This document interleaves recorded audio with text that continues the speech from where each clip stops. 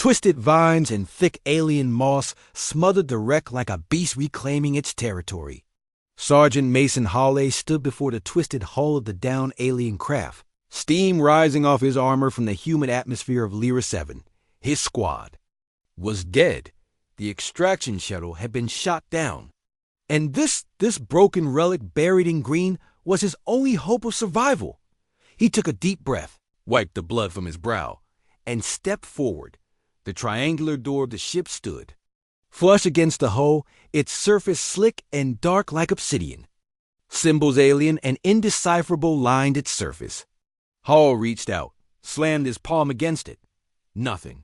Figures, he muttered, pulling his combat knife and jamming it into the side seam. With a grunt, he forced pressure, then kicked. Door groaned. Something inside shifted. The edges flared with a dim blue light, and then, without warning, clicked. A pulse of energy shimmered through the surface, and the door hissed open. Inside was silence and staleness. And then ... light ... blue.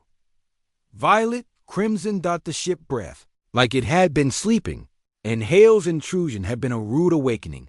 But something else stirred Dot as Hawley stepped over the threshold. Veins of energy surged along the corridor walls, reacting ... to him ... and then his skin began to burn. Ah! He stumbled back against the wall, clutching his forearm. The tattoos! The old, faded ink he'd gotten during deployment to Rigel Prime symbols from a forgotten dialect he and his squad had copied off enemy war paint for laughs. Now those same tattoos were glowing dot lines of fiery blue shimmered under his skin, spreading from the symbols and crawling up his arm like circuitry. Hawley yanked off his glove, revealing a glowing palm, pulsing in sync with the ship. This ... can't be good. A low hum resonated from the heart of the vessel. Somewhere deep inside, systems powered up, lights blinking to life after what could have been centuries of silence. Then the voice came. Commander recognized. Initiating bridge protocol. Hawley froze. What? Did you say? Commander Mason Hawley. Designation. Command Lineage 4 Ancestral Echo identified. Ship. Vrexel Core. Status.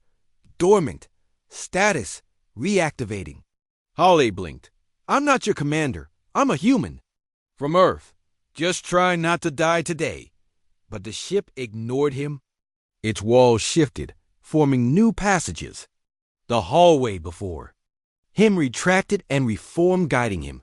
Despite every tactical instinct screaming for retreat, curiosity and desperation drove him deeper. The bridge loomed ahead like a cathedral.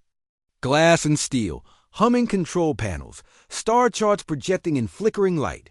At its center, a throne-like command chair, its surface carved in the same glowing alien glyph as his tattoo, and when Howell stepped onto the platform, the chair responded, extending an armrest, projecting holographic displays, syncing with the marks on his skin.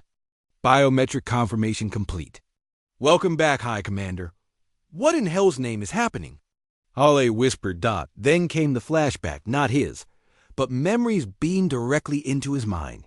He saw war, endless stars, alien species fighting, under a banner that looked eerily similar to one used by ancient Terran tribes. A hybrid leader, tall, armored, tattooed with the same symbols, rallying alien legions against something monstrous, the Devourers. And in that leader's eyes, he saw himself, not just a resemblance, a genetic match. This is a joke, ... But it wasn't. You are the last bloodline of Commander Varum, the inheritor, the last hope. Mason staggered. His squad had laughed when they got those tattoos. Some drunk dare on a desert world with weird glyphs. They'd never guessed those symbols were remnants of an empire that spanned galaxies. That he was the descendant of the one who once commanded this ship. Fine, he muttered. Let's say I believe this. Can you fly? The console pulsed.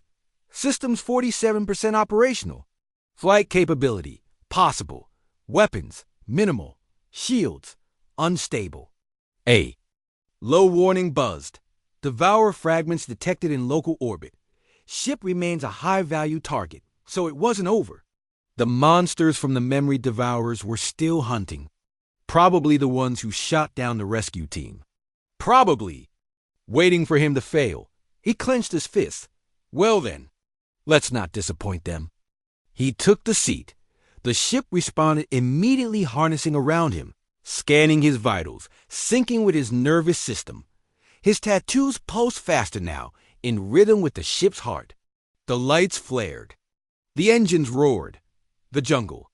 Canopy above the wreck exploded outward in a blast of wind and flame, as Rexalcore rose from the ground like a phoenix reborn. Above, black shapes moved against the stars. Dvours. Halle grinned. Let's see what Grandpa left me. He pushed forward, and the ship surged into the skies. Epilogue: a month later, the Galactic Federation received a distress call-turn-victory transmission that an unknown Terran vessel had decimated 3 Devourer scouts in orbit around Lyra 7 using. Tech no human vessel had ever fielded. And at the center of the image, standing on the hull, tattoos blazing like molten circuits, was Sergeant Mason Halle, the man who forced open the ship's door, only to find destiny waiting behind it.